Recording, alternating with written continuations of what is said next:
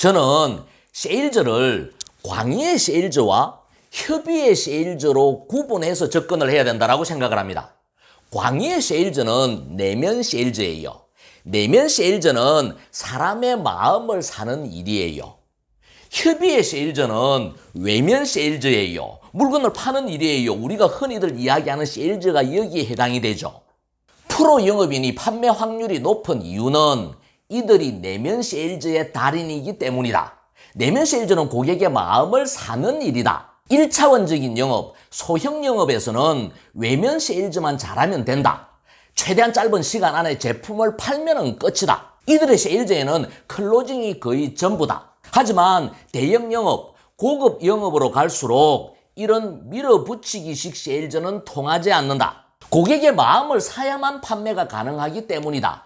대형 영업에서는 내면 세일즈에 성공하지 않으면 절대로 외면 세일즈로 나아갈 수가 없다. 대장간의 대장장이는 쇠가 시뻘겋게 달구어졌을 때 비로소 망치로 사정없이 두들겨서 칼을 만든다.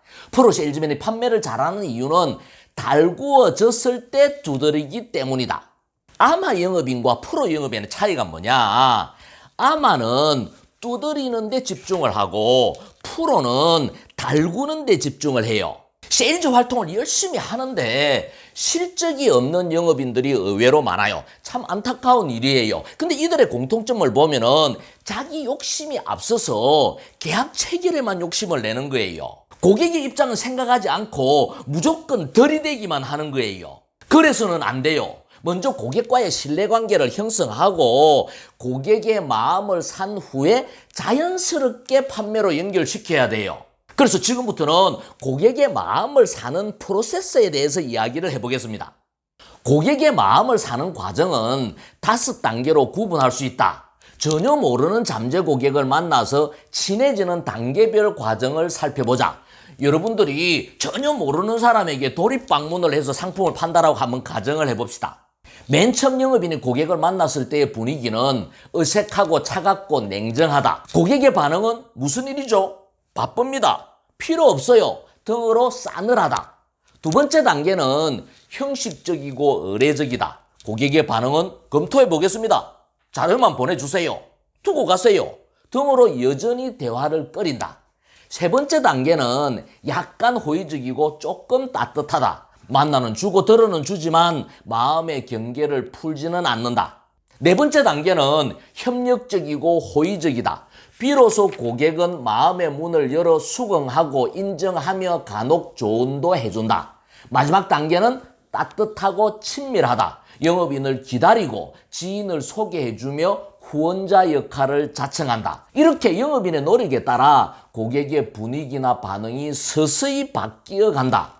먼저 영업인은 고객과의 신뢰 형성 단계를 냉정하고 객관적으로 인지해야 한다. 그리고 이 단계를 수치화하고 고객별로 현재의 상태를 측정, 평가하는 습관을 가져야 한다. 고객과의 신뢰 형성이 1, 3단계인 상태에서 상품을 권유하면 판매를 할 수 없을 뿐만 아니라 고객은 아예 마음의 문을 닫아버린다. 영업인은 항상 고객과의 신뢰관계를 다음 단계로 진전시키기 위해서 무엇을 할 것인가에 집중을 해야 한다. 그리고 드디어 신뢰 형성이 4, 5단계에 진입했다고 확신하는 시점에 클로징을 해야 한다. 여기서 유념해야 할 것은 클로징의 타이밍이다. 4, 5단계에서 클로징 타이밍을 놓치고 6, 7단계로 넘어가 버리면 오히려 판매 확률이 낮아진다. 남녀 간의 연애도 분위기가 무르익었을 때 프로포즈를 해야지 타이밍을 놓치면 친구 관계로 진전되어 사랑의 감정이 오히려 식어버리는 이치와 같다. 고객과의 관계가 너무 친해지면 배려의 감정이 사라져버리고 진지하게 클로징을 해도 대수롭지 않게 거절을 하게 된다. 남녀 관계든 고객 관계든 타이밍이 중요하다. 고객과의 신뢰를 4, 5단계까지 진전시킨 후 강하게 클로징을 해야 판매 확률을 높일 수가 있다. 이 신뢰 형성 5단계는 영업인이 마음에 새겨야 할 정말 중요한 요소예요. 영업인들은 고객과의 신뢰관계를 측정, 평가하는 습관을 들여야 돼요. 현재 고객과의 신뢰관계가 몇 단계에 와 있는가를 항상 유념하고 다음 단계로 진전하기 위해서 무엇을 할 것인가를 고민하고 행동해야 돼요. 이렇게 고객과의 신뢰관계를 한 단계 한 단계 진전을 시켜서 4, 5단계가 되었다라고 생각하는 순간 강하게 클로징을 해야 된다는 거예요. 흔히들 사람들은 영업을 잘하기 위해서는 무조건 들이대야 된다. 들이대 정신으로 일을 해야 영업을 잘할 수 있다라고 이야기를 하는데 이건 가장 수준이 낮은 영업의 하수들이 하는 행동이에요. 대형 영업이나 장기적으로 거래관계가 이루어지는 영업은 절대로 무조건 들이댄다고 계약이 성사되는 게 아니에요. 한 단계 한 단계 고객과의 신뢰관계를 진전시켜서 자연스럽게 계약으로 연결을 시켜야 한다는 거예요. 이렇게 고객과의 신뢰를 형성하고 고객의 마음을 얻는 기술을 여러분들의 것으로 만들 수 있다면 여러분들은 천하무적의 영업인이 될 겁니다. 여러분들 축구 좋아하세요? 축구와 세일즈에 대해서 이야기를 한번 해보겠습니다. 축구하고 세일즈하고 연관성이 공통점이 참 많아요. 축구와 세일즈는 유사한 점이 많다. 무엇보다도 결과를 만들어야 한다는 점에서 그렇다. 축구는 골을 만들어야 하고 세일즈는 실적을 만들어야 한다. 결과를 만들기 위해 축구에서는 슈팅 타이밍이 중요하고 세일즈에서는 클로징 타이밍이 중요하다. 유능한 스트라이커의 특징은 무엇일까? 첫째, 슈팅 타이밍을 잘 포착한다. 흔히들 이를 동물적인 감각이라고 말한다. 둘째, 슈팅 타이밍을 잘 만든다. 슈팅 기회를 스스로 만들어내는 능력이 있다. 셋째, 슈팅 타이밍에는 과감히 슛을 날린다. 손흥민 선수도 완전한 기회가 오기 전에는 슛을 하지 못하고 머뭇거리는 습관이 있었다. 이 습관을 고쳐서 기회가 왔을 때 무조건 슈팅을 하게 되면서 유능한 골잡이가 되었다고 스스로 말한다. 그렇다면 유능한 영업인의 특징은 무엇일까? 첫째, 클로징 타이밍을 잘 포착한다. 고객의 미세한 순간적인 반응을 잘 읽어내는 능력이 있다. 두 번째, 클로징 타이밍을 잘 만든다. 진전을 통해서 클로징 타이밍을 잘 만들어낼 줄 아는 능력이 있다. 세 번째, 클로징을 할 때는 과감히 한다. 클로징 타이밍이 왔을 때는 강력하게 밀어붙인다. 축구의 슛을 날리는 거하고 정말 비슷하죠. 클로징 타이밍을 잘 포착한다. 클로징 타이밍을 잘 만든다. 클로징 시점에서는 과감하게 클로징을 한다. 자, 조금 더 진전을 시켜 나아가 봅시다. 클로징 타이밍은 세 가지로 구분을 할 수가 있어요. 순간적인 타이밍, 상황적인 타이밍, 관계적인 타이밍이에요. 순간적인 타이밍이란 구매 결정은 급행열차가 교차하는 순간에 이루어진다. 이 짧은 순간을 잘 포착해야 한다는 의미다. 예를 들면 고객이 설명에 귀를 기울인다. 상품에 대해서 질문을 한다. 자료를 유심히 살펴본다. 등의 반응뿐만 아니라 고객의 미세한 표정, 몸짓, 말투 등의 변화를 읽고 긍정적인 신호를 잘 포착해야 한다. 상황적 타이밍이란 고객의 신변이나 주변 상황의 변화를 잘 살펴야 한다는 의미다.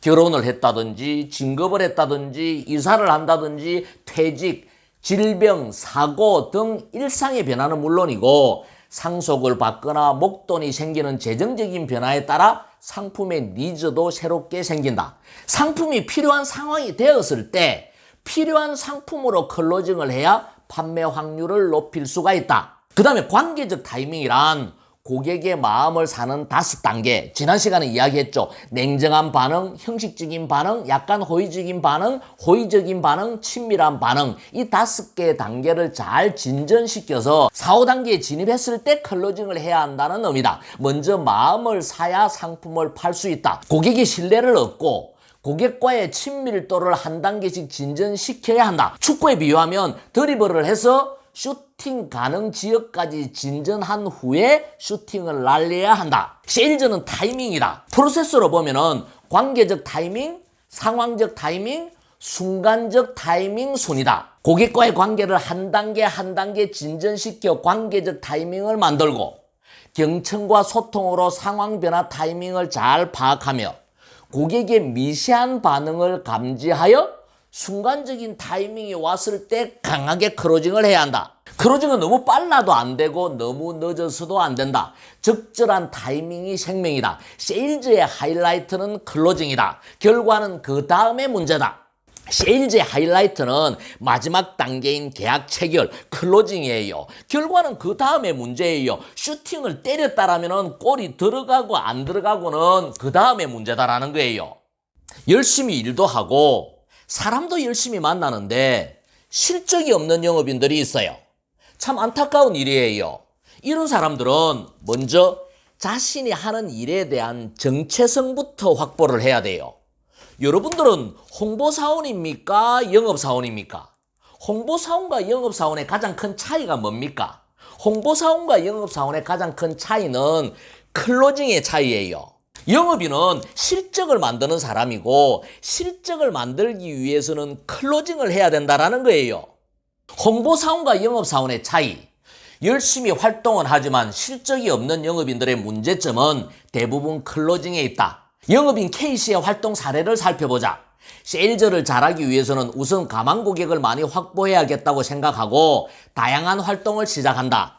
초등학교 동창회 총무 역할도 자청하고 친구 계모임에서는 회장 역할도 하고 와인 모임과 골프 모임 등 다양한 동호회 활동뿐만 아니라 봉사단체에도 가입하고 종교생활도 다시 시작했다.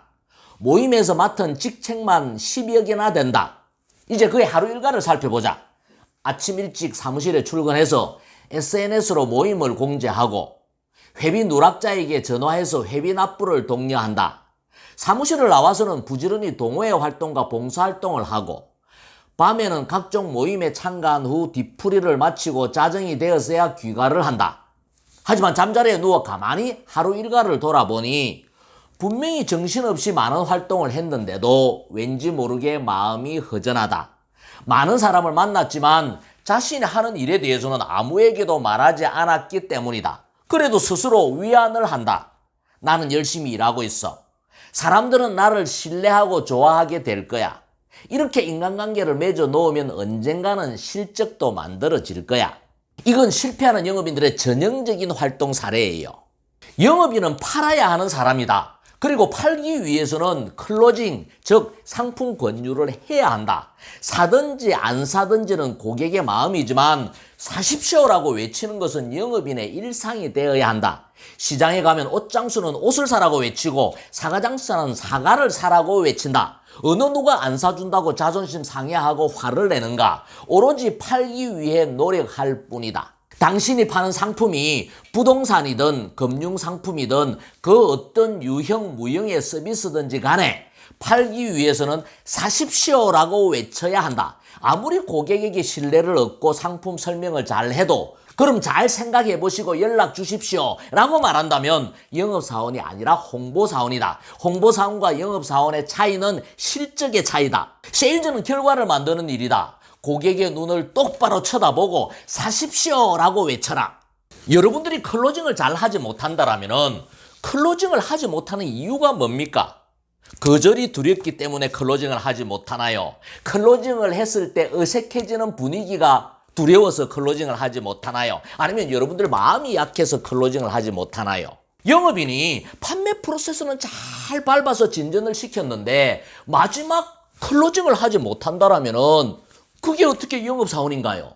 축구 선수가 골대까지 골을 잘 드리블을 해서 몰고 가서 마지막에 슈팅을 때려야 되는데 때리지 못하는 거하고 똑같은 거예요. 골을 넣겠다라면 슈팅을 때려야 돼요. 슈팅을 때린다라고 다 성공하는 게 아니에요. 근데 성공하지 못한다라는 게 두려워서 슛을 때리지 못한다라면 골잡이로서 역할을 하지를 못하는 거예요. 손흥민 선수도 골대 앞에서 우물쭈물거리는 습관이 있었대요. 그 습관을 버리고 과감하게 슛을 때리는 그 시점부터 최고의 골잡이가 되었다라고 자기 스스로 고백을 했어요. 영업도 마찬가지예요. 영업인들도 마찬가지예요. 타이밍이 왔다라고 생각하는 순간이다라면 그 다음을 생각하지 않고 과감하게 클로징을 해야 된다라는 거예요. 결과는 그 다음의 문제예요. 시청자 여러분, 여러분들이 영업인이라면 거절을 당한다 하더라도 클로징 타임이 왔을 때 과감하게 클로징을 해야 돼요. 이렇게 과감하게 클로징을 하다 보면은 그 속에서 계약 체결 확률, 판매 확률도 높아지는 거예요.